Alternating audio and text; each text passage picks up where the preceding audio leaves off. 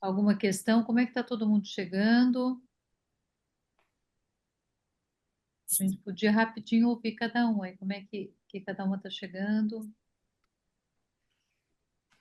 Bom, meu primeiro encontro. Eu sou de Rondônia, de Paraná. Eu sou estudante de psicologia. Eu estou indo agora para o sétimo período. Eu tenho formação em direito também. E profissionalmente eu atuo na delegacia da mulher. Então, muitos dos relatos, né, de vocês da questão das famílias que sofrem, né, com os familiares que têm transtornos, né? Eu vivencio no meu dia a dia também, assim. E eu trabalho com atendimento, né, no registro da ocorrência, e eu sinto essa carga que você falou. Muitas pessoas, quando elas entram, já desorganizam psiquicamente a gente, dá um trabalho. E como muita gente, é muito rápido, né? Então tem dias que eu chego bem esgotado em casa por conta dessa carga psíquica, né? Bem forte mesmo. E aí eu tô procurando, assim, eu tô de férias da faculdade, e aí eu tô procurando uns grupos de estudo para eu complementar a minha formação. Obrigada. Beleza, seja bem-vinda, Obrigada. se quiser e puder, tá? Queria fazer uma pergunta para a Caroline. Você participou daquele curso sobre Jung pela GPA? Participei, participei. Só que eu participei online, né? Porque vocês são de Porto Velho.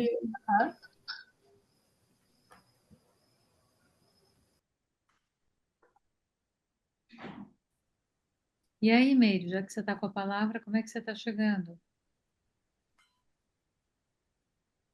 Eu estou bem, né?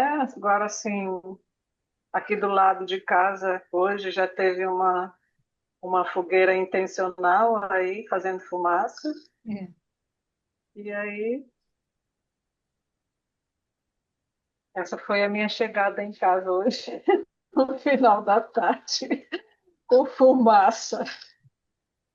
Mas estou bem.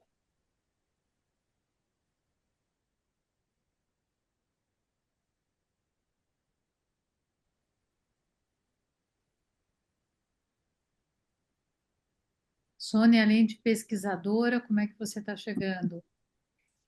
Eu, por causa do frio, peguei uma gripe, mas como tinha tomado vacina, não está durando muito, nem deu febre, mas estou com um pouco de tosse, bem nariz entupido, então hoje não vou falar muito. Tá certo. Mas melhoras. Eu também estou bem, mas eu estou mal-humorada com esse frio aí que a Sônia falou, porque a minha casa aqui não pega muito sol, né, durante o dia, e principalmente no inverno ela fica muito gelada e eu fico mal-humorada. Tô meio ranheta, que não gosto. Eu gosto de frio, inclusive eu vim para Campos, que é mais frio que São Paulo. E é uma delícia, mas eu fico feito uma cebola, com várias cascadas de roupa.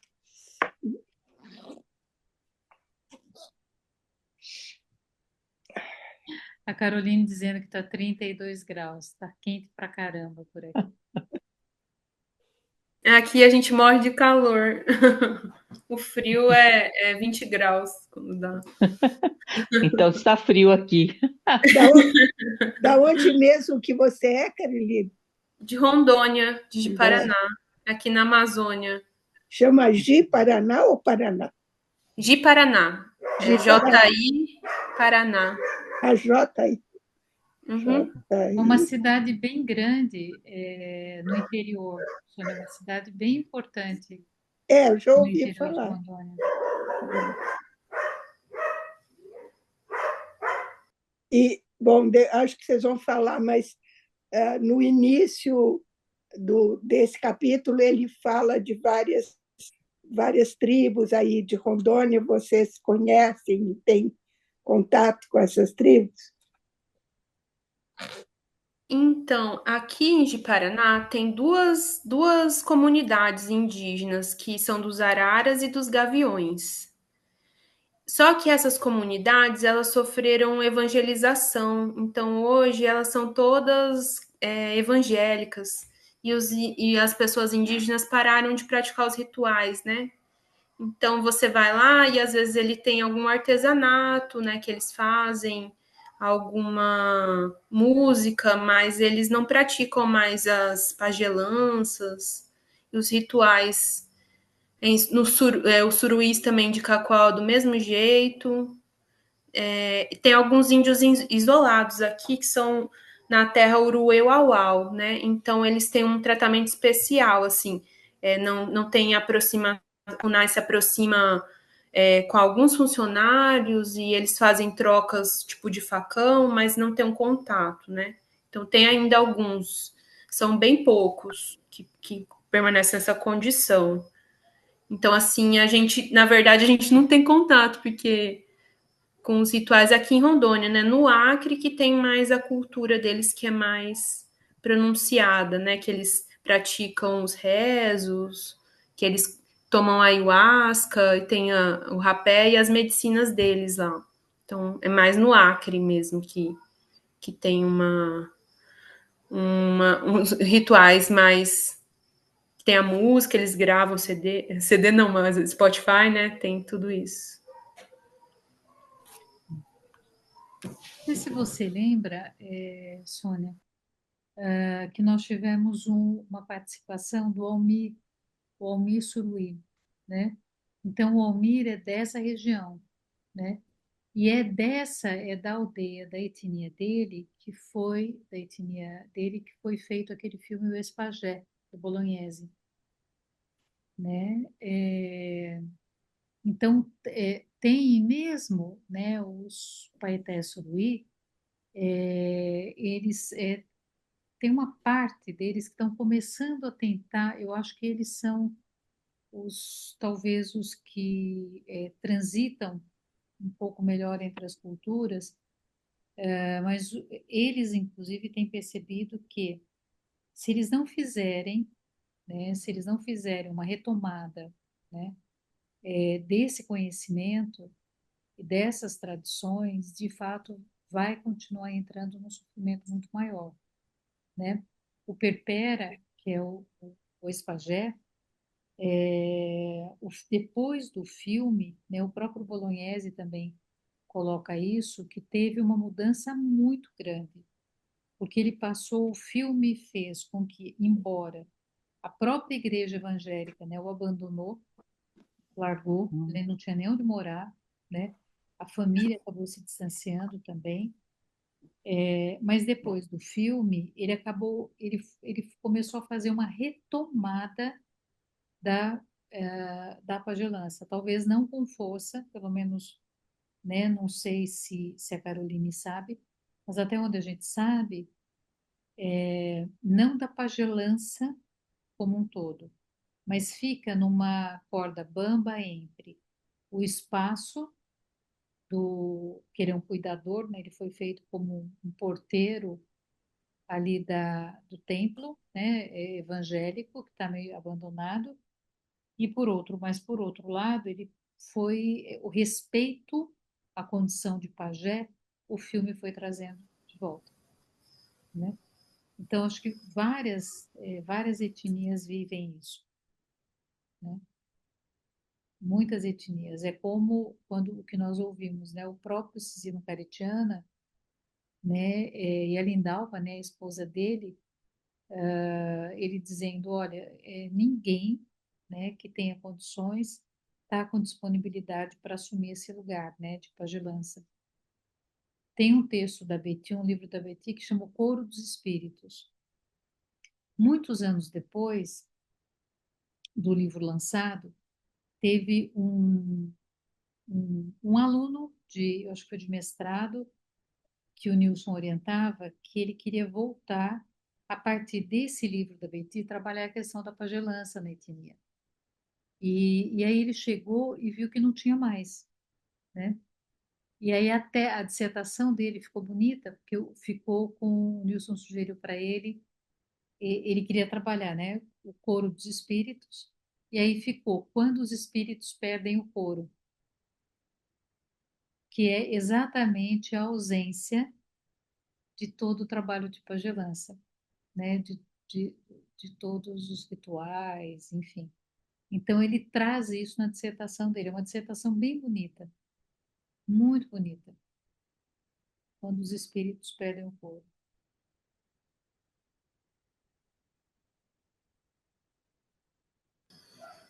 Eu não, na verdade, eu não conheço a comunidade lá, né, que foi gravado o documentário. Mas ano passado eu fui numa corrida que eles promoveram lá numa aldeia que é perto de Cacoal. E a gente conversou com o cacique, né? E aí ele falou que ele era pastor, que ele não era pajé, né? Que lá não tinha pajé. Eu não sei qual que é a comunidade, né? Mas ele ali assim ainda não entrou com muita força, muitos anos, né, de trabalho que eles fazem. E aí as pessoas meio que demonizaram, né, a cultura. Então tem que ser feito um resgate mesmo, né? Porque a gente vê eles marginalizados, né? Daí eles vão para o álcool, os que estão integrados, né? E aí perde a força, né? Que a pessoa tem, fica muito vulnerável. Na verdade, até a gente, né? Na nossa cultura, a gente vai para o álcool, né? Porque o vazio é tanto, vai para o álcool, vai para a substância, vai para absolutamente qualquer coisa que altere a percepção de consciência, né? Porque a coisa está tão complicada, né? É a falta de cultura, né? Até a gente corre o risco, né? Bom, eu acho que a gente está abrindo aqui o capítulo, né? A esse respeito, Ah, eu sugiro o livro da Bárbara Gância, A Saideira, que agora foi montada uma peça com a Marisa Hort, Marisa não é o primeiro nome dela, que ganhou prêmio e tal, e é muito bom, e o livro é muito bom. qual que E é o ela, nome, Sônia? a Saideira, da A Bárbara saideira? Gância, porque ela tinha um problema de alcoolismo e lutou a vida inteira com isso, e teve acidentes graves e tal, e, e hoje em dia ela já está sóbria há bastante tempo, e, e aí ela escreveu esse livro para ajudar as pessoas que têm problema de alcoolismo e não se dão conta que isso é uma doença física e tal. E aí ela fez uma segunda edição, agregando o fato de que um diretor de teatro, baseado no livro dela, montou uma peça com a Marisa Hort, ficou em cartaz, a Marisa Hort ganhou até o prêmio Shell com essa interpretação. E aí agora tem mais um capítulo que ela fala dessa peça, e por acaso eu fui na estreia e ela estava lá e foi no palco e tal, então foi interessante. E toda a renda da venda do livro é dada para organizações que cuidam de alcoólatras. Muito legal.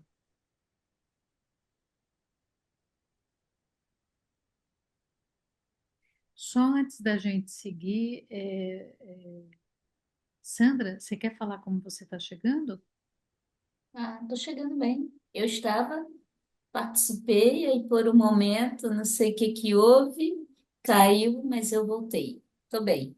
A temperatura aqui tá super agradável, nem para É mais, nem para agradável. menos. Ah, Nem para mais, nem para menos. Nem ventilador eu uso. Então tá ótimo. eu vou me manter sempre com um pouquinho da inveja do frio, mas eu também estou bem, chegando super bem. Beth, a Roberta não vem hoje? Não, ela, por alguma razão, ela falou que hoje ela não conseguiria entrar, né? Bom, eu acho que tem uma coisa nesse capítulo, né, que eu vou colocar aqui a palavra para rodar para rodar, que eu acho que essa talvez seja algo que tenha nos acompanhado uma boa parte do livro, né? Pelo menos eu acho que a gente foi trazendo, né, nos capítulos, que embora, né, nós possamos não ser antropólogos, né, e não estar nesse lugar, né, do antropólogo, mas desse trabalho etnográfico, né? Mas eu acho que retrata um pouco, talvez, como é que nós nos sentimos, né? Ou a busca desse lugar, qual é o nosso lugar dentro, né? Ou na relação, seja quando nós recebemos as etnias aqui, seja quando a gente foi lendo, né? E se familiarizando, né? Nos primeiros encontros, que nem, né? As palavras mal saíam, né? E hoje, se bobear, a gente já está assim, brother de Omama, né, na P, quer dizer, a gente já está, né, nós estamos aqui, brother e sister aqui, né, da Chapiri, né, enfim, a gente foi ganhando uma certa intimidade, né, e eu fiquei pensando muito nesse lugar, né, afinal de contas, né, e agora a gente tivemos o Zimpel, a gente vai ter o Estevão agora, que também, né, não são indígenas, né, que tem um outro lugar de fala. Então, nesse capítulo, qual é o lugar que nós fomos talvez ocupando e onde é que nós nos encontramos hoje dentro desse contexto, né? Alguém leu? Todo mundo leu? Como é que está a leitura aí?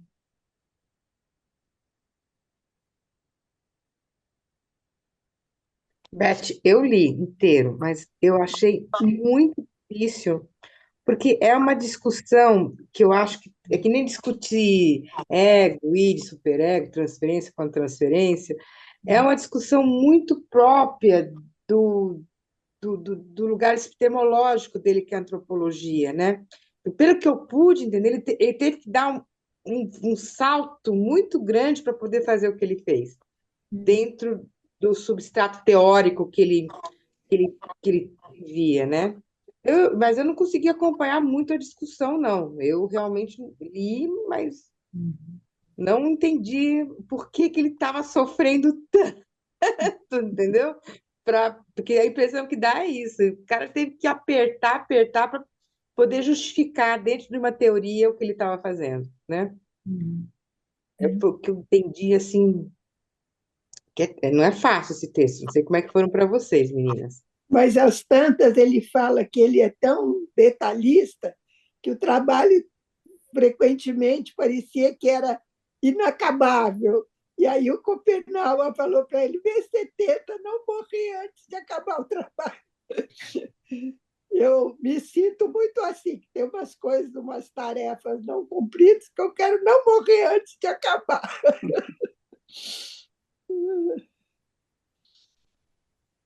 Para mim faltaram algumas páginas, algumas poucas páginas para terminar o texto, É, para mas, mim também. mas eu achei engraçado, né? Que eu não tive essa sensação que você teve, né, Marta? Porque para mim, ao contrário, foi assim muito gostoso ler, né? Por um lado, foi assim, não sei, parecia que eu estava andando do lado dele enquanto ele foi fazendo esse percurso, porque para mim foi uma descrição de um percurso que ele fez até nascer o livro, né? E não sei, para mim foi tipo assim, ele teve toda uma formação como é, antropólogo dentro de um período determinado lá que ele fez a formação dele, e quando ele foi a campo, ele teve que se despir daquilo tudo que ele aprendeu, porque era uma outra coisa, e não sei, ao mesmo tempo que eu via essa aflição dele, que você falou, né, ao mesmo tempo, assim, não sei, é como se, de alguma forma, Uma parte disso que ele descreve aqui, eu fui vivendo isso ao longo da leitura que a gente foi fazendo, né? Ao longo desse tempo que a gente está aqui, né? Eu não estou todos os 2 anos, né? Ou mais, não sei, né? Eu Quase estou três, quase três quase anos. 3, né? Eu estou um semestre menos, mas tudo bem que eu peguei o bonde andando, mas de qualquer maneira, para mim foi isso também, sabe? Foi me despedir de um lugar que eu estou acostumada e entrar num outro que eu não sei direito o que é, primeiro com medo, né? Mas que aos poucos, pelo menos eu vivi isso e foi muito legal ter, sei lá, pilotado o barco aqui no último encontro, né? Porque foi assim um lugar que agora está confortável, né? Como a Beth falou, a gente não sabia nem a pronúncia direito das palavras e hoje em dia tudo bem. Não sei se a gente está tão brother assim, mas, né? Eu acho que a gente consegue deslizar um pouco mais suavemente nessas, né, coisas. E para mim foi assim, foi. Marta, e eu acho que também a gente pode fazer uma aproximação com o que está acontecendo no campo da psicologia junguiana, né? Que é os estudos culturais, que você não pode simplesmente ficar pairando que a atuação psicológica é imbricada com a atuação política. E isso a gente vê como ele foi caminhando e se tornou ativo e uma voz Uhum, importante, fez coisas uhum, muito importantes mesmo no campo, né? Uhum. É, é, deixa eu só trazer um pedacinho aqui, eu vou ler, porque eu acho que traz bem isso que a gente está falando, né? É bem no início do capítulo, na página 518, mas no finalzinho. Nunca se deve esquecer o quanto, em experiências de campo como essa, o acesso ao conhecimento etnográfico é conquistado em primeiro lugar pela provação do corpo, e por quanto se faz necessário atingir os limites do próprio pensamento para poder começar a descobrir o dos outros. Ele fala muito dessa questão, né? O corpo dele, né? Acho que é a interação dele de estar junto naquele lugar, naquele espaço, de viver, né? A empreitada dele na floresta com os caçadores. Eu fiquei imaginando como aquela cena. Eu imagino o caçador lá na floresta, aí, né? E ele lá exausto, né? Mas foi uma experiência de, assim, vivência de corpo todo, né? Todo dentro do outro. Acho que até o título desse capítulo, né? Que é bem assim, o eu, o outro, né? Quando eu é um outro e vice-versa, quando o outro é eu. Então, eu também, igual a Beth, né? Assim, também fiquei caminhando junto com ele, sentindo, né? As injeções que ele aplicava, me parecia que essa imersão, acho que é muito disso, né? E que foi isso que foi conquistando também o lugar dele ali, para que ele também pode ir compreendendo, né? O povo, a língua, né? Que ele foi uma espécie de um tradutor, mas um tradutor que precisava viver. Sandra, eu vou pegar carona aí na tua fala, né? É, eu acho que a gente pode dar um salto, né? Que é o salto que ele passa pelo que a gente fala, né? Pela maneira como nós falamos, que é por exemplo, eu acho que o entendimento, né? Na nossa cultura, para o nosso modo de vida, acho que para a psicologia que nós fazemos, tudo, a gente às vezes busca entender, né? Há pouco tempo atrás, eu estava vendo uma discussão de um trabalho super legal que uma pessoa estava apresentando e que a pessoa trabalhava com contos, né? E, e aí foi feita uma pergunta, a pessoa trabalha com contos mais clássicos, né? Num trabalho super bonito. E aí perguntaram se trabalhava com mitologia, né? Ou com contos, com histórias indígenas, né? E aí a pessoa falou que não, né? E falou da dificuldade do entendimento, né? E, e aquilo me dá, normalmente me pega no estômago, né? Assim, me dá um negócio no estômago que sobe aqui assim, vai me dando uma agonia, né? Porque é, é, a nossa, o nosso movimento, talvez ele seja de tentar entender, mas o inconsciente, ele se incumbe, né, do papel. Então, acho que o não entendimento, tem um trechinho um pouco mais adiante, que ele fala que ele foi para os encontros e congressos parisienses e aquilo começou a incomodá-lo, aquela agitação dos seminários, né? E ele só lembrava do sorriso, né, do indígena com o qual ele tinha tido contato, né? Uhum. Aquele sorriso, né, e a relação com o corpo é tão é uma única coisa. Então a gente nem integra, porque não tem o que integrar. É uma mesma coisa.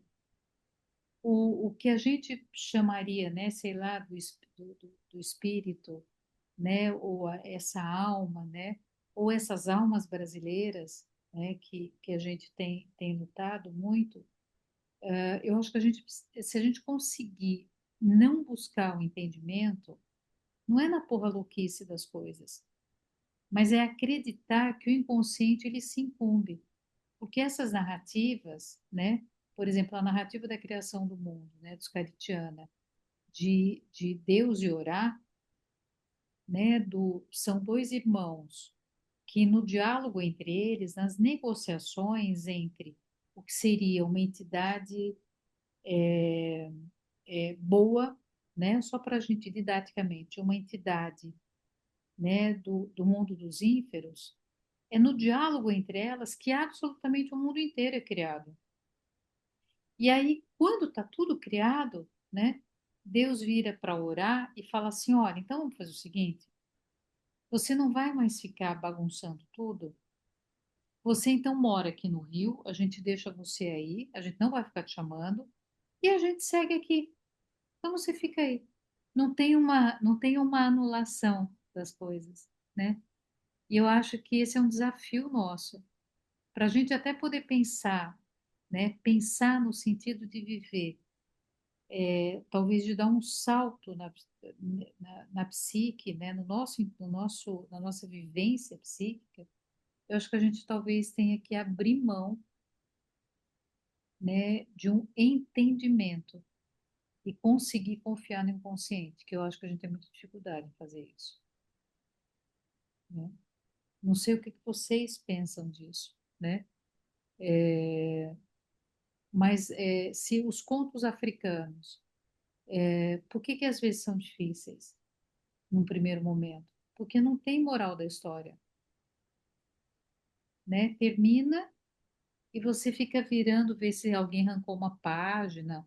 Você fala, não, devem ter tirado uma página desse negócio, né? Aí você vê, não, não tiraram a página, né? A história tem uma coisa aberta ali na história. Não tem um direcionamento para uma moral, né? Não sei como é que vocês sentem isso, né? Mas eu sinto muito que ele, né, que o Bruce Albert consegue fazer isso aqui, que ele fica com o sentimento dele, então que não é uma negação da academia, uma negação da ciência, mas que ele soltou, ele conseguiu soltar para poder sentir o que estava acontecendo, o que ele estava vendo, né? Ele sentiu o sorriso, e isso não tem. a gente não explica algumas coisas. A gente não explica. A gente sente e aquilo transforma. Mas as palavras, elas são muito pobres, às vezes, para nominar algumas coisas.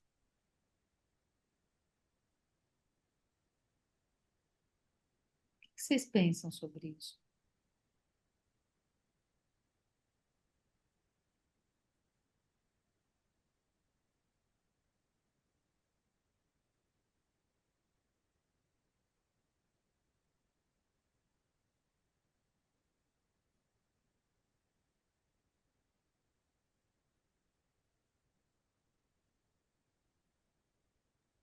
Caroline, conta pra gente aqui, em vez de escrever. Ah, e Caroline, uma coisa, a gente deixa às vezes o microfone aberto, se não tiver barulho, para a gente poder falar assim à vontade, viu? Eu tô me sentindo meio envergonhada, porque eu tô chegando no, no último negócio, já tô querendo falar, né? Mas, assim, eu tive algumas vivências com a etnia Yawanawá. Eles promovem algumas encontros de final de ano, e eu participo de um grupo que a gente sempre vai na virada do ano, passa lá. E eles contam muitas histórias, né? O pajé deita na rede dele lá e a gente fica sentado em volta e ele fica contando histórias, assim, que é igual você falou, assim, muitas vezes você fica, já acabou? Será? É isso? Mas, assim, a sensação é que eles estão em outra frequência, porque, assim, a gente está acelerado, né? Acelerado, cheio de informação, de coisa, aquela agonia, e eles estão. Você pergunta uma coisa, eles demoram, né? Aí você acha que ele não ouviu, mas aí ele te responde. Então, é como eles não vivem no automático lá, né? Assim, a minha sensação. E esse afeto não falado. Você chega e eles te abraçam e te olham, né? Eu acho que é uma coisa que a gente não faz mais também, né? E a sensação de você, assim, estar na floresta e sentir uma árvore que tem 500 anos, né? Eu acho que faz toda a diferença também, assim, na maneira como eles encaram a vida, né? Como tu tem tem mais pausa para se olhar, né? Para as coisas. Mas e eles não polarizam, é como você falou, né? Por exemplo, assim, tem ainda pessoas lá que são evangélicas. Aí eles fazem meio que um culto junto com as danças, junto com. Como, eles não excluem, né? Eles agregam. Aí chega gente de todo quanto é jeito, assim, aquele pessoal da Noruega, da Dinamarca, e eles acolhem, têm paciência, tenta falar. É muito interessante, assim, a maneira como eles encaram e as histórias, né? Falando de união, assim, tem uma história que eles falam de um grande jacaré que ligava um rio muito grande. E aí, esse jacaré levava as pessoas para lá e para cá, e ele saiu do rio. E aí eles falam que eles ficaram de um lado, os indígenas, e os brancos ficaram de outro, assim, como se tivesse quebrado a ponte, né? Deles. E aí eles falam que o jacaré está retornando, porque está tendo uma integração de novo. Então, é bem interessante. Tem muita, muita história deles. Bem legal, assim. E a jiboia, né? Eles usam os animais como símbolos das forças, né? Como a Kundalini. Eles usam a jiboia, eles têm várias o macaco como símbolo de elevar o pensamento. Bem interessante.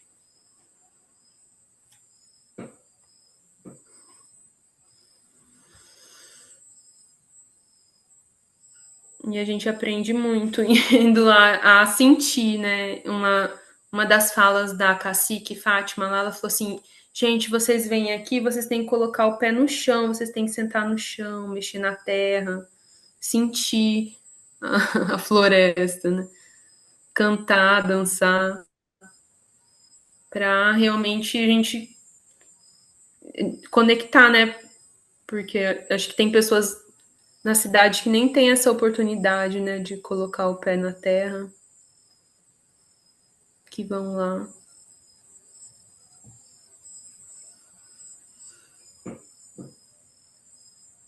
Aproveitando o pé no chão, né? E essa, né, e uma árvore de 500 anos e o que é que ela representa, enfim, quanto conhecimento, né, ela tem. Tem um item aqui do capítulo, ele fala do pacto etnográfico, né? E eu fico pensando, qual seria o nosso pacto? Qual seria o pacto psicológico? Qual seria o pacto psíquico que a gente estabeleceria, né? Se o pacto etnográfico, né, ele fala, claro, das questões culturais, ele fala da ética, né, onde é que a gente, como é que a gente gerencia isso, como é que você faz, né, o tipo de compromisso, né, que você estabelece, acho que a gente, né, passou várias vezes aqui já falando disso, que é um compromisso que ele é para sempre, quer dizer, o Bruce Albert, ele está amarrado pelo resto da existência dele, não é nem amarrado, né, ele e toda, né, a narrativa, toda a vivência com os Yanomamis, ele tá vinculado, né? E a Natasha, né, quem leu os livros, né, da Natasha também, né, o do Lobo lá, como é que chama? O primeiro dela que chegou no Brasil, é, que ela foi isso, como é que chama? Marta, tá fechado. Escute as feras, Curte as feras. isso, né? Por exemplo, tem um pacto que está estabelecido, né? A Natasha é outra, né? É outra pessoa que outra antropóloga, né? Que quando ela quer que foi profundamente transformador quando ela foi tocada pelo urso, né? Tocada não, né? Eu estou sendo gentil, mas quando o urso, né? Ela foi ferida, né? E o que que esse ferimento transformou? Né? Esse ferimento ele gerou uma outra, né? Uma outra situação, gerou uma outra Natasha que não teve como não voltar, ela precisou voltar, né? E não dá para não pensar, né? Nos processos aí o que que a gente entende por individuação, né? Seja do Bruce Albert, né? Essa trajetória toda, o que ele precisava fazer, né? E o que nós precisamos fazer. Então, assim, qual é esse pacto? Qual seria o nosso pacto? Ou como seria o nosso pacto? Ou como é o nosso pacto?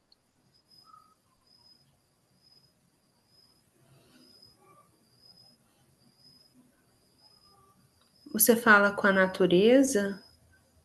Eu acho que um pacto que ele vai além disso. Assim, se a gente pensar, né, a gente parte de uma ideia, né, um conceito do Jung, que às vezes eu acho que ele passa desapercebido, que é assim, a psique é a natureza é psique. Então, assim, nós somos uma única coisa. E o Jung, lá atrás, ele já dizia isso, né? E que é exatamente o que a gente tem é uma relação que ela não é piramidal, é uma relação horizontal. Aquilo que as etnias, né, vivem, é claro, né, tem o pessoal que está na cidade, que foi contaminado, e que são as pessoas que estão adoecidas tanto quanto a gente, às vezes até, enfim, Mais, talvez. às vezes até mais, né? Porque tem um impacto, né? Nós nascemos e a gente mais ou menos vai ali no mundo. Eu acho que tem um pacto que ele transcende isso, né? Que não dá, eu penso, né, para falar, olha, eu vou sair desse mergulho, né, de todo o mergulho dentro de de uma vivência com as populações ancestrais, fazendo coleta seletiva de lixo, né? Estou dando um exemplo, Aham. porque não existe, e aí eu acho que, lembrando o que o Ailton coloca, né? Não existe sustentabilidade no mundo insustentável, né? Eu penso que a gente tem que trazer Paulo Freire, né? Que diz assim, olha, não existe, a gente precisa ser radical e não sectário, né? Aquele texto que eu acho dificílimo do Eduardo Viveiros e da Débora, Há Mundo por Vir. Eu acho, nossa, é um livro que, não sei se vocês já leram esse livro, Como chama? Há Mundo por Vir. Mundo Poder. O mundo por Tá, vir. tá até aqui perto, que eu estava mexendo nele. Vou só pegar aqui. E é um texto que eu acho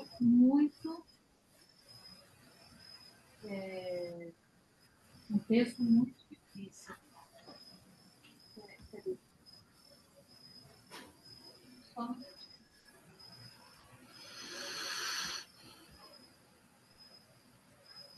Gente, eu não sei onde está. Depois eu faço uma cópia dele. Esse aqui. Ah, tá aqui. Achei. Aqui, ó. Do Eduardo e da Débora. Esse daqui, ó. Eu coloquei no meu carrinho da Amazon já.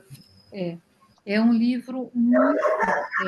Eu acho um livro muito difícil. Eu acho um texto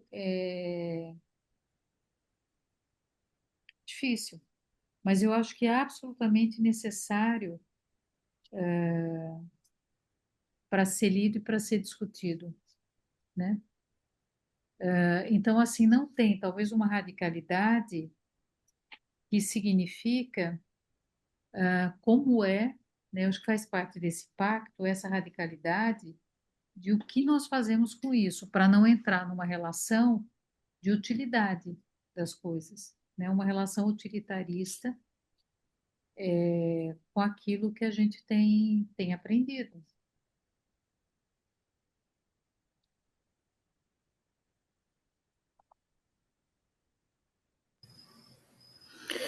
É realmente assim, quando você entra em contato com eles, não tem como você cria um laço de é mais assim, é mais engraçado às vezes é maior até que a família, assim, parece para mim.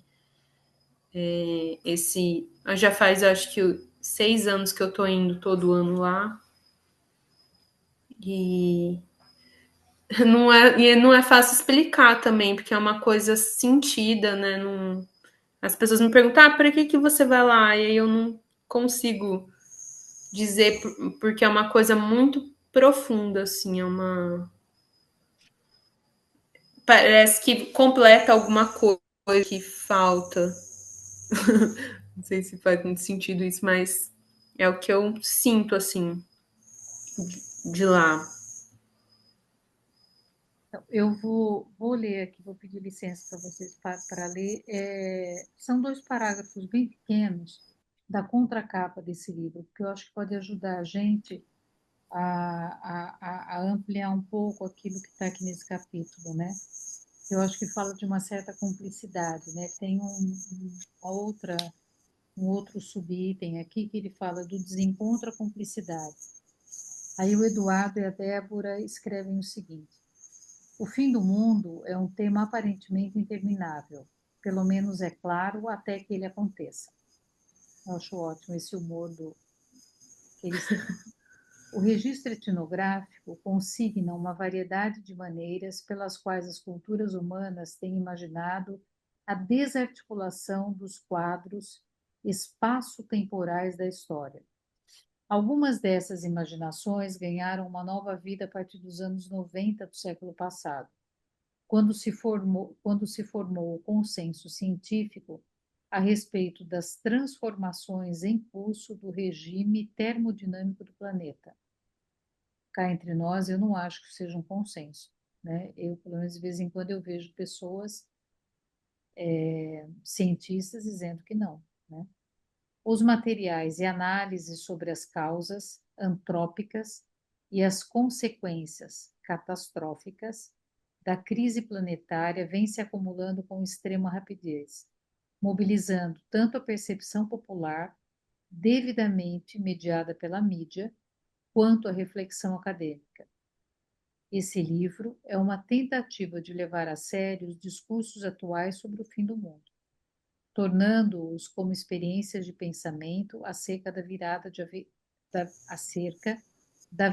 da aventura antropológica ocidental para o declínio, isto é, como tentativa de invenção, não necessariamente deliberadas, de uma mitologia adequada ao presente.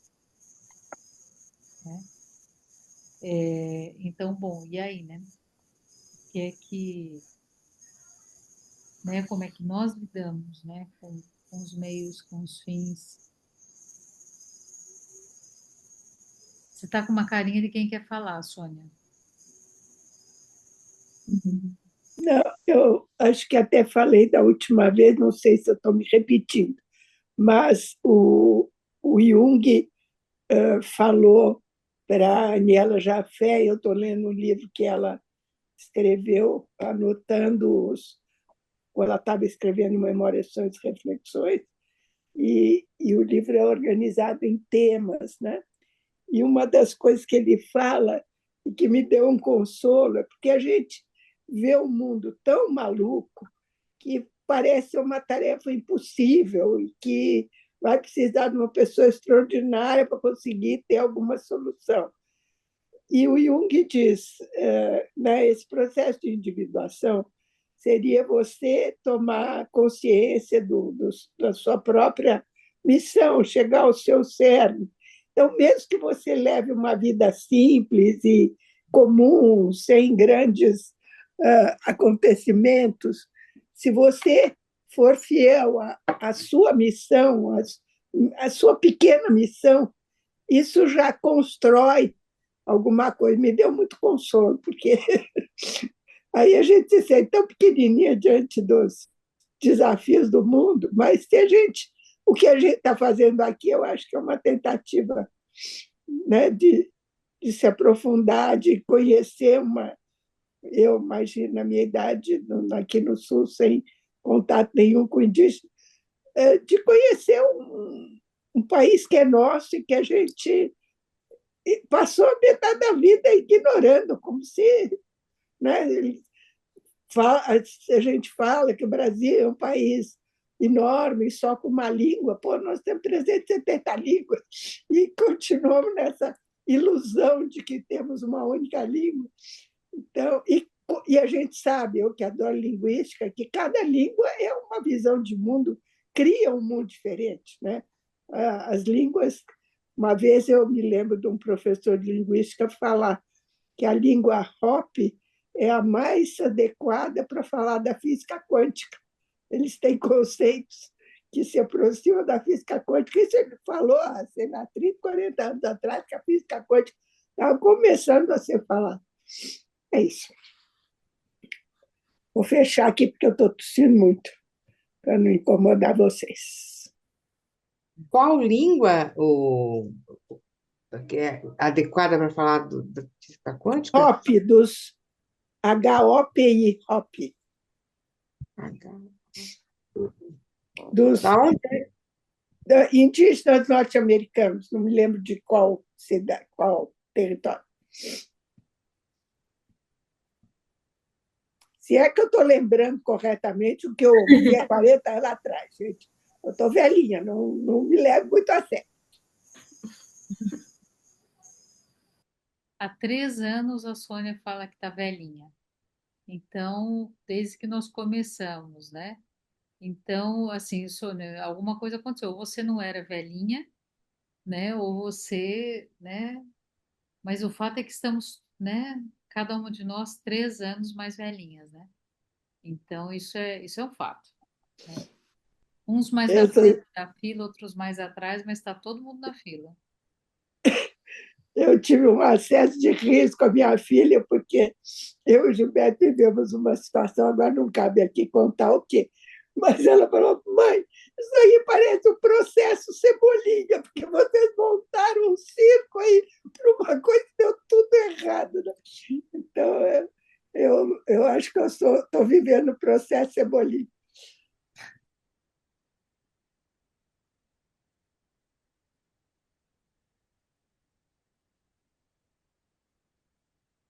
E esse é um outro aprendizado, né? Porque às vezes, nem sempre, né? Quando dá tudo errado, né?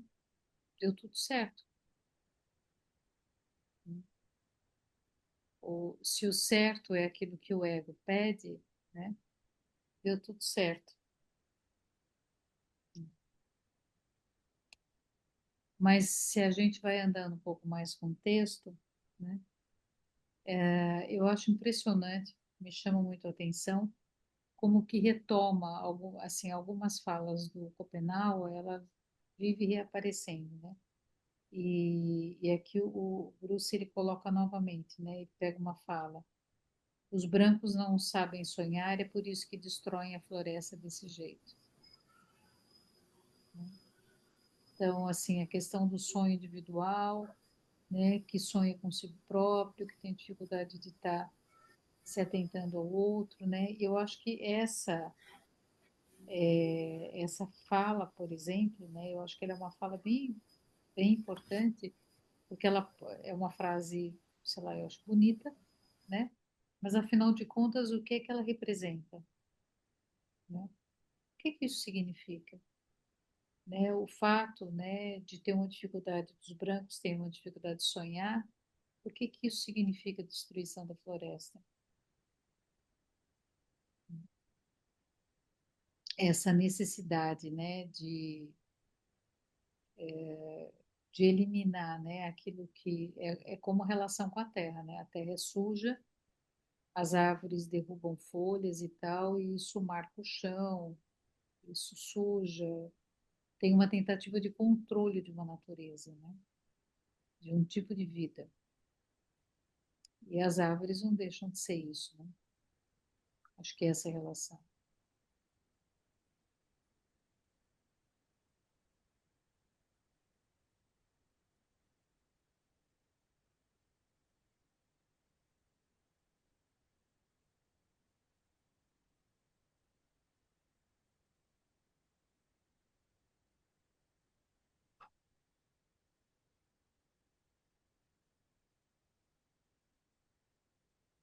A Sônia colocou aqui, você viu, Marco?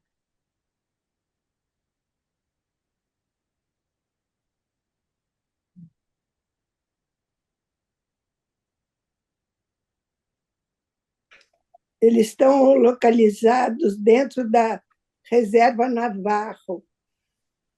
Acredita-se que a presença Hopi na região remonte a 2000 anos antes de Cristo.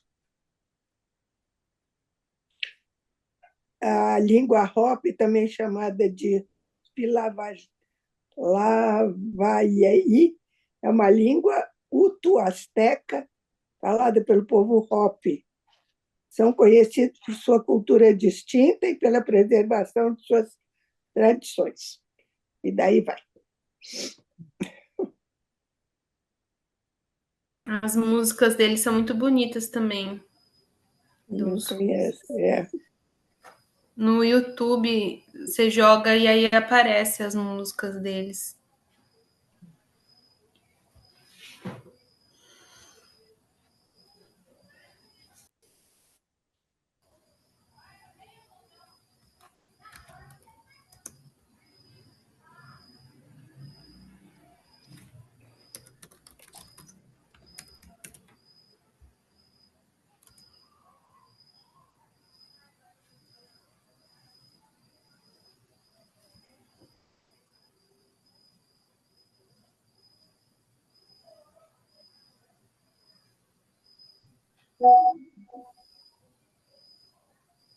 Olha, é a nossa chance de olhar para de certa maneira, para o nosso lugar, né? Quando nós temos os nossos narradores que estão narrando as suas histórias, né? E às vezes histórias que talvez a gente também não compreenda muito bem, ou histórias que são escolhidas, né? Para serem narradas naquele tempo que a gente está ali com as pessoas, né? No nosso trabalho, né? Acho que esse lugar do Bruce Albert também dá para estabelecer um paralelo com o nosso lugar. Né? Como é que nós nos relacionamos com essa escuta desse outro? Né? E a gente começou, né? A Marta começou falando das psicoses, né? Aqui e, e como é que a gente faz para não estar se misturando com o outro ou como é que nós fazemos as retomadas, né? Que acho que uma das coisas que eu acho que a gente já tinha, né, consciência, mas que a gente foi vendo ao longo do texto, foi reforçando a ideia de que, independentemente, né, das origens, independentemente, todos nós temos uma ancestralidade, né? Teve um momento, eu acho que foi a Beth que foi bem incisiva nisso, né, e trouxe, né, até toda a questão oriental, toda uma discussão importante. Então, quais são, né, os rituais que fazem sentido para a nossa existência? Né? Talvez nós também precisemos retomar. Né? Eu acho que a gente vê na fala do Bruce Albert, ele falando um pouco disso, dessa, do quanto ele foi ficando mobilizado e tentando encontrar o que fazia sentido para ele nesse trabalho. Né? E o Copenau amarrando e falando, olha, né, só não vá morrer antes, né? Vamos, então assim, chamando, falando, olha, isso é importante, né? Nós dois estamos dedicados a isso, né? São muitos anos aí de investimento. Mas quais são as nossas retomadas? O que está dentro de nós? E que talvez a gente também precise acessar, né? Então a gente nem precise buscar tão distante, né? O que está dentro de nós? Quais são as nossas crenças? O que que nos ampara nos momentos de sofrimento, né? Nos momentos de alegria? Quais são as imagens que nos acompanham? Quais são os sonhos que nós temos? Sejam os sonhos acordados, os sonhos enquanto nós dormimos, mas quais são? Os sonhos que a gente compartilha, né? Como a gente tantas vezes foi fazendo aqui.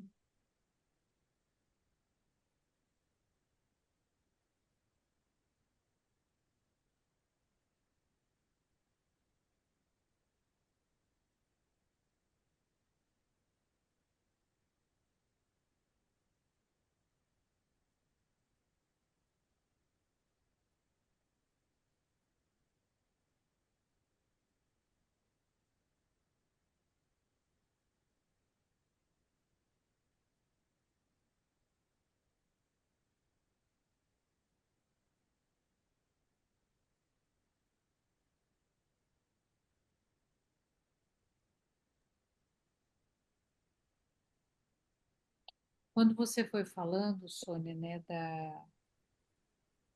você falou, olha, eu fiquei aqui, eu fiquei mais tranquila, né, porque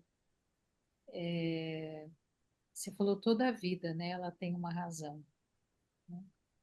Toda a vida ela tem uma importância.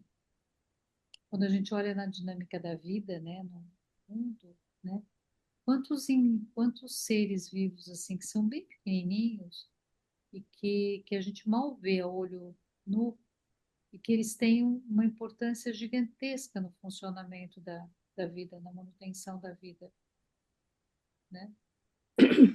A esse respeito, saiu uma notícia essa semana que encontraram uma carapaça de uma tartaruga gigante, uma coisa enorme, precisaram de um barco para carregar aquilo.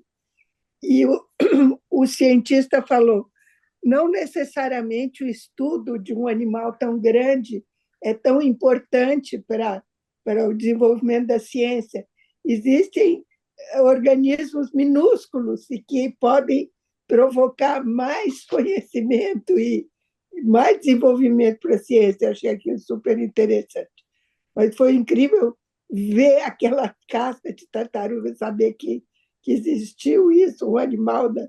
Enfim, são fósseis, né, que parece que até já foram encontradas na Venezuela e em outros países aí latino-americanos, fósseis dessa espécie de tartaruga gigante, mas é uma coisa impressionante, impressionante, uma coisa desse tamanho. Agora, E eu acho que é aí no norte, perto de vocês. eu não Em vi. Manaus tem os fósseis das preguiças gigantes, né? Tem um museu lá da floresta amazônica que tem as preguiças que eram Se não me engano, isso foi achado no Acre e eles não tinham nem como levar para o Museu Goethe. Então, primeiro ficou na casa de um dos pescadores lá e depois montaram uma espécie de uma jangada para pôr em cima do barco para levar isso. Ai, gente, desculpa, isso aqui está tocando.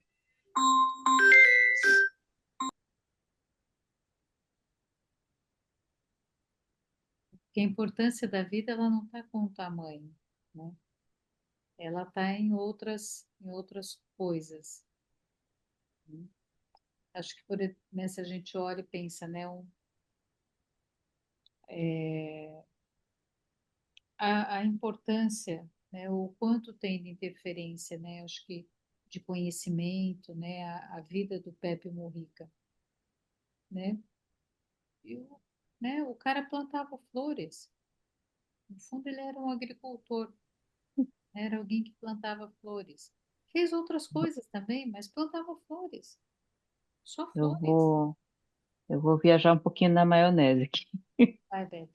né? Que escutando aqui, né? Eu fiquei pensando em várias coisas e você me cutucou, né? Com essa história da ancestralidade oriental e tal, mas assim, ultimamente eu tenho ido mais para trás, além, né? Da ancestralidade oriental, mas assim, da ancestralidade como seres humanos, porque de algum modo acho que a gente se afastou tanto dessa nossa raiz de seres humanos, eu não sei o que que a gente é hoje em dia.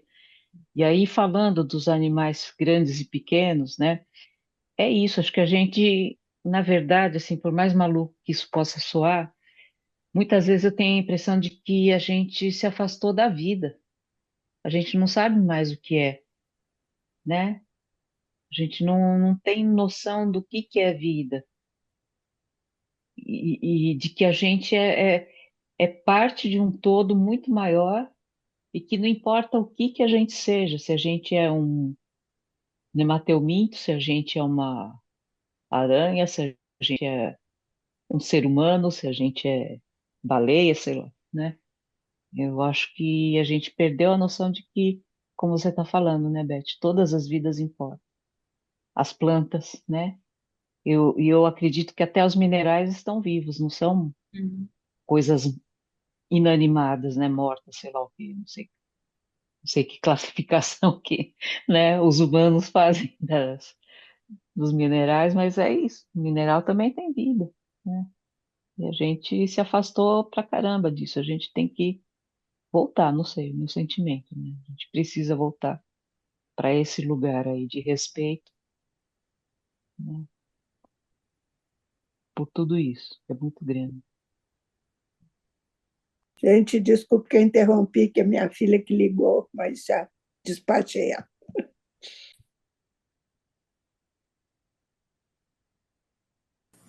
E acho Eu estava assistindo aquele filme, uma entrevista do Joseph Campbell, que ele fala do poder do mito do livro dele, né? E aí ele estava falando daquele ritual que os índios nativos fazem quando eles abatem um animal, quando eles caçam um animal, que eles dançam e agradecem ao animal. E aí ele falou exatamente isso que você disse, assim, que para eles não tinha essa relação de hierarquia como se a gente fosse superior, né, aos animais. São todos irmãos, né? Todos fazem parte da vida e realmente hoje tudo se transformou numa mercadoria, né? A gente não honra mais o alimento, né? Porque vem tudo numa caixinha que você não sabe de onde vem. Então, realmente é uma desconexão, né? Isso gera muitas neuroses mesmo. tem uma coisa interessante no relato na travessia aqui do Atlântico, né? A Tamara Klink, ela não é nem na travessia, mas é quando ela estava no gelo, né? Na Groenlândia, que ela ficou todo o inverno ali. E tem um relato dela bem bacana, um dos relatos, que ela diz que ela foi, acho que são duas coisas. Uma é que perguntavam para ela como é que era o medo da morte. Ela, né, e ela falou, olha, eu tinha um nível, um sentimento de satisfação, porque observando o movimento, né, teve um tempo em que eu não queria voltar. Eu me habituei a ficar só e eu não sentia necessidade de voltar. Eu caminhava porque eu tinha prazer em caminhar. Eu tomava banho, né, de uma mão, de um braço, né? Daí uma semana depois lavava o outro braço. Claro que ela tinha que fazer água, né? Mas além disso, porque ela não tinha, né? Ela, quando ela sentia necessidade, ela fazia isso. E ela não tinha vontade de voltar. Mas à medida em que o gelo começou a derreter, ela começou a perceber que os animais começaram a voltar. E ela percebeu que eles não viviam sozinhos, que eles viviam em bando, em comunidade, que eles estavam sempre acompanhados. E ela foi percebendo que ela também precisava do bando dela. Ela foi sentindo na relação, o relato dela é muito bonito, na relação com observando e acompanhando os animais, ela percebeu que ela precisava do bando. E que todas as vezes que ela se deparou com o medo, o medo de morrer, ela entendeu e tinha uma satisfação de que se ela morresse ali, ela ela entraria dentro do ciclo da vida, que ela seria alimento para uma outra vida. O corpo dela alimentaria outras vidas, assim como vidas dali a haviam alimentado. Então, que havia algo, tinha uma correlação entre esses corpos, entre os corpos que ali estavam e o próprio corpo dela, né? Eu acho que essa consciência é uma consciência, no caso ali, visceral, né? Ela estava só, estava no gelo, depois fazendo toda a travessia do Atlântico, né? E de entender que ela falou, não queria morrer, mas tudo bem, porque se eu morresse, não seria em vão. Eu alimentaria e garantiria a existência de outras vidas, né? E isso provavelmente traga um sentimento de paz, né? Você está em paz com isso, de ter esse entendimento. Então, o sofrimento, ele diminui.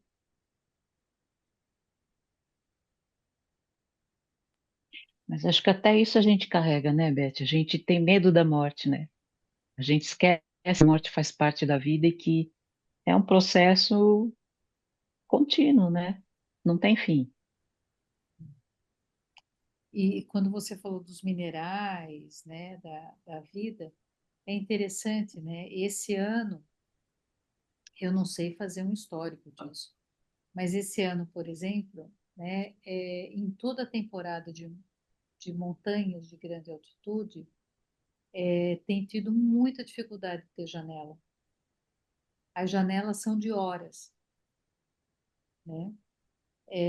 As montanhas elas sempre estiveram, né? Mas elas estão muito vivas. Todas, né? Assim, quer dizer, todas que você pega, né? Você pega Himalaia, pega Andes, tá tudo com muito vento, muito vento.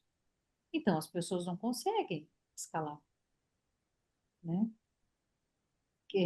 Às vezes a pessoa tem a sorte, e é sorte, de naquele momento, naquele lugar, o vento diminui e a pessoa consegue seguir. Mas não tem janela. As montanhas estão vivas, os ventos estão aumentando, né? Regiões que você não tinha ventos de 80, 100 quilômetros por hora, você tem, né? Então é uma temporada em que as montanhas não estão permitindo, né, que as Uhum. pessoas façam os seus caminhos por ali. Está vivo, absolutamente vivo.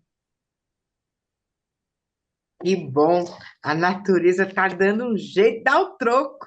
Ah, é? Vocês acham que vocês podem tudo? Vocês vão ver. Marta, Ó, agora, Marta, eu acho que nem troco ela dá, porque troco você está pressupondo que nós somos importantes a ponto dela ter que gastar uma energia para dar um troco. Ela só está fazendo o papel dela.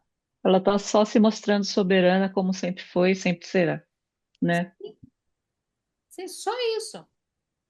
Só isso. Ela não está nem, ó, nem Tá aí nem para aí. batata. Nem aí para batata. A ah, gente não vai e o sei, planeta fica, né? A não, mas mãe, às vezes eu acho que a gente está pondo em risco a natureza. Nós estamos já na sexta extinção, a primeira causada por nós. Então, eu acho que eles estão se unindo para acabar com a gente primeiro, mandando Covid, mandando não, uns terremotos. Vamos acabar com esse povinho aqui logo, entendeu? Martinha, eu vou falar isso de outro jeito, pode ser? Não Não, delira. não, não sei se eles estão se unindo contra a gente. Acho que assim, se a extinção vai ser necessária para que a natureza continue existindo, então tá, paciência, é mais um. É só mais uma extinção. Ponto. Né? Nós somos só mais uma espécie que não deu certo e acabou. Tchau. É, eu Boa acho que é mais perspectiva. tranquilo. É muito mais tranquilo. olha, eu ainda diria de uma outra forma, viu? Porque eu não acho que tenha, eu acho que isso é um desvio, é uma deturpação cristã. É assim, eu acho que é um erro de percurso, do cristianismo, porque nós é que os humanos, que eu acho que tem né, essa bronca que a gente mostra, que a gente não sei o quê, tá, a gente dá troco, né? Acho que ela simplesmente segue o fluxo dela. Uhum. Ela segue o fluxo, né? E nesse fluxo, né, ela fala assim, olha, é isso, mas é isso. Mas assim, né, você quer tudo bem, né? Você quer tudo bem, eu acho que não tem, né, esse é o nosso modo de vida, né? Que a gente fica com raiva e, e a gente, enfim, tenta fazer alguma coisa com a raiva, tenta dar um truque. Não, assim, sim, né? Ela segue, ela segue. Mas vocês estavam falando das montanhas que estão se modificando e com o vento. Não sei se vocês já viram notícia dessa vinicunca no Peru, que é com o degelo. Olha que coisa maravilhosa que apareceu. Elas são um verdadeiro arco-íris, é uma coisa espetacular. Elas apareceram, acho que em 2018, porque Perto antes era do. coberto de neve, elas não É, apareciam. exatamente. Por causa das mudanças climáticas, apareceu aí, mas é uma coisa maravilhosa, como elas são bonitas. Olha, Sônia, aparecendo ou não, as montanhas são lindas. É, com cores, sem cores, toda branca, toda de pedra, toda de areia, as montanhas são lindas. Cheia de fogo, né? Como os vulcões. Cheia de fogo, né? Como o Etna, né? E o povo correndo, né? Por conta Se do. impõe, se Oi? impõe e exige respeito, né? Aqui é a Serra da Mantiqueira, quando a gente sobe para Campos, faz 30 anos que eu venho, ou 40, e toda vez eu me encanto, porque é uma paisagem tão linda, mas tão linda, impressionante. Eu queria falar de uma imagem que ficou aqui para mim, sobre o jacaré que a Caroline falou, né? Que o jacaré era a ligação entre os indígenas e os brancos. É isso mesmo, Caroline? Eu entendi isso. É, diz que era um grande jacaré É, que fazia a ponte. eu acho, assim, né? Essa imagem ficou na minha cabeça. E esse jacaré aí, quem sabe esse jacaré, simbolicamente, não seja esse pacto, né, Beth, que você falou sobre a questão de confiar mais no inconsciente, né? Então, desde a questão da reverência com as montanhas e a mesma reverência para os seres, com os seres mínimos, invisíveis aos olhos humanos, né? Como a Covid, que quem falou, a Marta, né? Então, esse jacaré ficou para mim assim como essa ponte, como essa integração, se é que a gente pode falar de integração. E aí me vieram vários outros links com outras formas de integração, de tipo o inconsciente e o consciente, Shakti, Shiva, a própria Kundalini, a elevação, né? Esse jacaré ficou muito para mim dessa forma, né? Como essa ligação, como esse pacto que a gente perdeu, né? Que o ser humano foi perdendo ao longo do caminho aí. Eu também me questiono muito, onde foi que a gente perdeu essa conexão, essa integridade enquanto ser humano, enquanto ser, né? Nem enquanto ser humano, enquanto ser, né? E eu me pergunto muito, nos meus devaneios, eu fico pensando, né, onde foi que o ser humano perdeu essa inteireza, né? Então, esse jacaré ficou para mim. Gostei muito dessa história, gostei muito da história do jacaré. Para mim, ficou como uma ponte desse pacto, né, entre os indígenas e o branco, sem assim, né, sem fazer uma diferença entre o indígena e o branco. Eu acho que lá nos primórdios, no início mesmo, indígena e branco é uma coisa só, né? O jacaré está ali simbolizando essa coisa que é uma só, né? E ela falou mesmo assim que a gente era de uma mesma família e que se perdeu a história, é que tem muitos detalhes aí a gente vai contando. Mas ela falou assim, nós somos da mesma família, mas se perdeu, a gente cada um ficou numa margem do rio. Ela contando. E é bem isso, né? Legal. Caroline, sinta-se à vontade para poder estar com a gente quando você puder. Dá para dar uma escapadinha, a gente ainda tem alguns encontros, né? Esse próximo é sempre na segunda e na quarta terça-feira do mês, tá? São 2 encontros por mês, no segundo e no quarto, terça-feira. nesse horário, né? Se você quiser, eu te incluo lá no grupo da Queda do Céu, e aí você também vai acompanhando, vai vendo as coisas, né? Eu quero sim. Fique à vontade. Eu te incluo lá, tá? Tá, obrigada. Sinta-se à vontade. E, gente, que bom, né? Senti faltas no outro dia que eu não estive, né? Mas, Sônia, quer? Nós também sentimos falta de você. Você faz muita falta. Obrigada, Sônia. Obrigada. Mas eu estava passeando. Então, Merece. Vamos encerrar nossa sessão? bora, gente. Nos vemos Pode daqui pedir? uns dias. Tchauzinho. Pode pedir? Tchau. Caroline, você falou do Hope, da música deles. Manda a música deles pra gente. Ela mandou. Ela mandou Eu no mandei link. o link no chat ali. Ah, tá.